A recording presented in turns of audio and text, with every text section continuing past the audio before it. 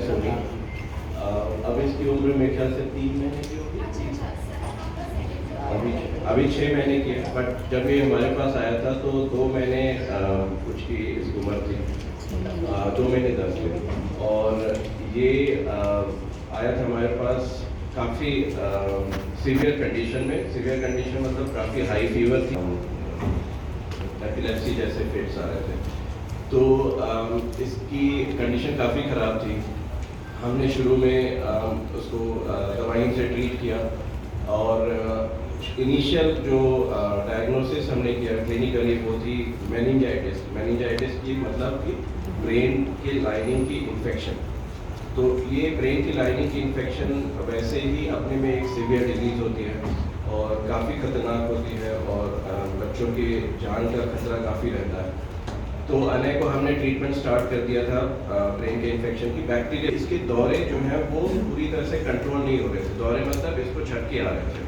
तो झटके इतनी ज़्यादा कॉमनली लगा के रखनी थी, जिसको हम कहते हैं कोमा में रखनी थी। तो इसको फिर हमने वेंटिलेटर पे लिया और दवाइयों से उसके दौरों को पूरी तरह से कंट्रोल किया और उसके बाद फिर दौरे की दवाई जो होती है वो धीरे धीरे करके हमने हटाई और इसको वेंटिलेटर से बाहर निकाला। फिर इसके हमने और भी जांच भेजे। जांच में जिसको हम कहते हैं फ्लूइड्स लेकर के लैब में इनकी इन्फेक्शन है, तो हमने बैक्टीरियल इन्फेक्शन मान करके उसको एंटीबायोटिक्स वगैरह से ट्रीट किया। लेकिन इसकी फीवर जो है वो ठीक नहीं हो रही थी, फीवर कंटिन्यू चल रही थी। तो हमने इनफैक्ट ये सब करते हुए हफ्ते भर 10 दिन ऐसे गुजर गए, लेकिन इसकी दौरे वापस नहीं आए, लेकिन इसकी फीवर ठीक नहीं हो रही थी और इसके जो ब्लड टेस्ट थे उसमें इन्फेक्शन की मात्रा भी पहले थोड़ी सी बेटर हुई, उसके बाद फिर बढ़ने लगी। तो फिर हमने इसकी जो CSF रिपोर्ट, CSF जो हमने कलेक्ट किया था पीठ से, रीढ़ की हड्डी से, उसको हमने स्पेशल टेस्ट के लिए भेजा जिसको हम बायोफायर कहते हैं।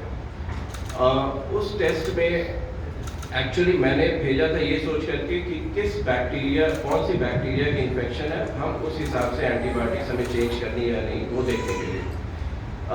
फिर वो रिपोर्ट में आई कि इसको CMV है, जिसको CMV एक तरह की वायरस होती है, साइटोमेगालो वायरस कहते हैं उसको, वायरस होती है और वो एक्चुअली उन बच्चों में पाई जाती है जिनमें इस तरह की इन्फेक्शन नहीं करती है। जैसे हमारे और आप में वो 6 हफ्ते के लिए देनी थी, वो भी इंट्रावीनस।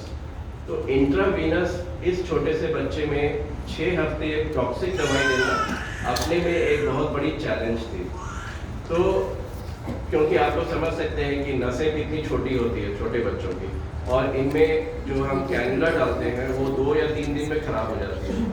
तो किसी छोटे बच्चे को इतने लंबे तक दवाई देना एक अपने में चैलेंज थी। तो हमने डॉक्टर शुभम की हेल्प ली।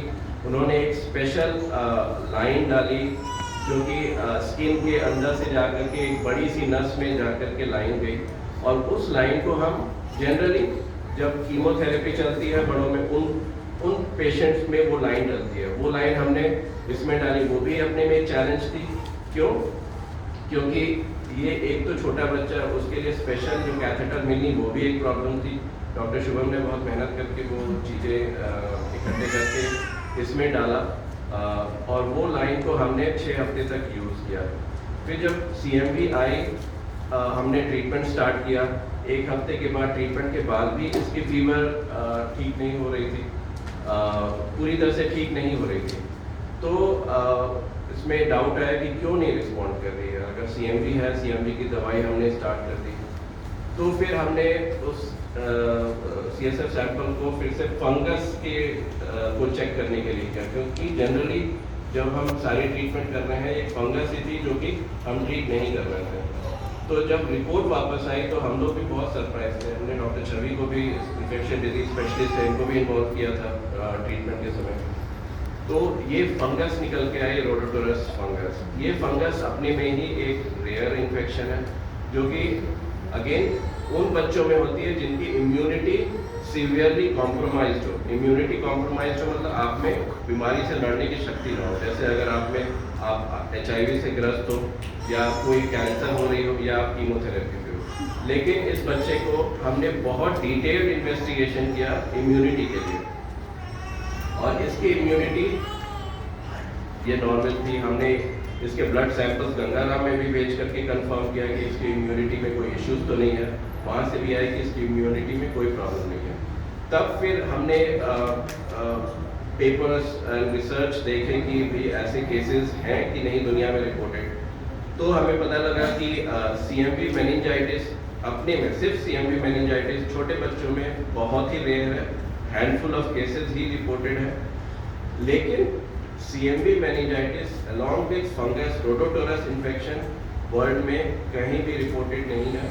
और जैसा हमने अपने मेरी नॉलेज में है और डॉक्टर छवि ने भी खोजा है, हमने जो जिस तरीके से हम खोजते हैं पबमेड में, एमबेस में, गूगल सर्च करके, तो ये दोनों इन्फेक्शन साथ में किसी भी केसेस में रिपोर्टेड नहीं है। ये अपने में एक यूनिक केस थी जिसको हमने मैनेज किया।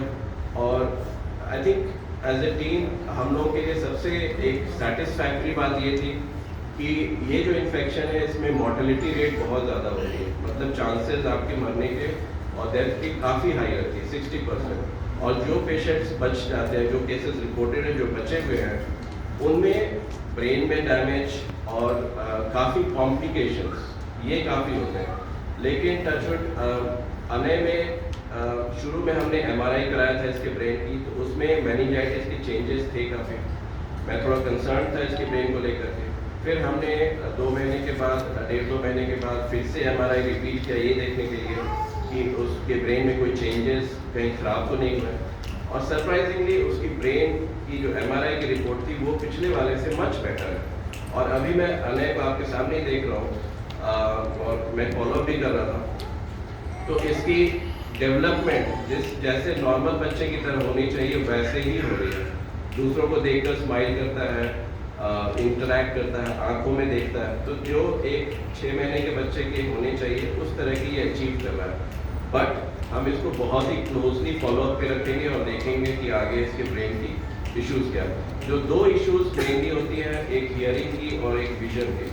तो विजन में तो मेरे को ऐसी कोई इश्यूज़ लगनी नहीं क्योंकि वो आपकी आंखों में देख रहा है। हियरिंग का हमें वो बाद में भी 1-2 बार और फॉलोअप करके हियरिंग चेकअप करानी होती है। ये सब रूटीन फॉलोअप से जो हम करते हैं।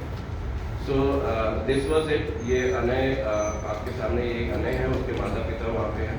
इन्होंने भी काफ़ी, मैं तो कहूँगा कि ब्लाइंडली हम पे फेस किया। किसी भी पेशेंट को 2 महीने अगर आप हॉस्पिटल में रखते हो, हम सबकी बॉडी में यूनिवर्सली प्रेजेंट होता है और कोई भी छोटी मोटी बीमारी के दौरान फिर रिएक्टिवेट होकर अपने आप ही ठीक हो जाता है। हमें कभी भी कोई गंभीर बीमारी से नहीं होती और किसी इम्यूनो कॉम्प्रोमाइज पेशेंट में हो सकता है कि गंभीर बीमारी हो जाए।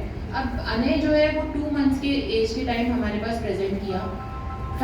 पेरेंट्स ने जो हिस्ट्री दी कि एट द बर्थ बिल्कुल ठीक था। अगर जो नवजात बच्चों में जो न्यू बॉर्न इन्फेक्शन जिनको हम कंजेनाइटल CMV बोलते हैं, अगर उसमें ये वायरस आता है, ये माना जाता है कि मदर से बच्चे में गर्भ के दौरान ट्रांसफर हुआ होगा। बट उस टाइप के बच्चे में बहुत सारी कंजेनाइटल मालफॉर्मेशंस आती हैं। बच्चा पैदा होते ही मैनिफेस्ट कर जाता है डिजीज के फीचर्स, जिसमें ब्रेन का छोटा होना, ब्रेन का डैमेज होना, हियरिंग लॉस होना और बतेरे अनेक प्रकार के कैरेक्टरिस्टिक्स होते हैं। बट अनय में ऐसे कोई फीचर नहीं थे। ये 2 महीने की उम्र पे हमारे पास प्रेजेंट हुआ और वो भी सीजर्स करके। CMV में सीजर्स एक बहुत ही rarest of the rare manifestations है। कोई भी बच्चा सीजर या कोई भी अडल्ट कभी भी सीजर्स करके बहुत रेयरली प्रेजेंट करता है। तो ऐसे में ये और ज़्यादा हम लोगों को शक हो गया कि ये वायरस आया कहाँ से। हमने बच्चे के और जब देखा तो बच्चे के साथ साथ थोड़ा सा लीवर भी डिरेंज था, बच्चे को हाई ग्रेड फीवर और लूज मोशन थे। तो टिपिकली एक डिसेमिनेटेड CMV सिंड्रोम की पिक्चर थी। ब्लड लेवल्स ऑफ CMV भी बच्चे में बहुत ज़्यादा थे। तो ऐसे केस में ये एक रेयरली प्रेजेंटेशन भी रेयर थी, केस भी रेयर था और इसका जो मैनेजमेंट एंड आउटकम है वो भी एक रेयर है, जो कि सर ने ऑलरेडी आपको बता दिया कि वर्ल्ड में इस टाइप का केस शायद फर्स्ट टाइम हम लोग ये रिपोर्ट कर रहे हैं।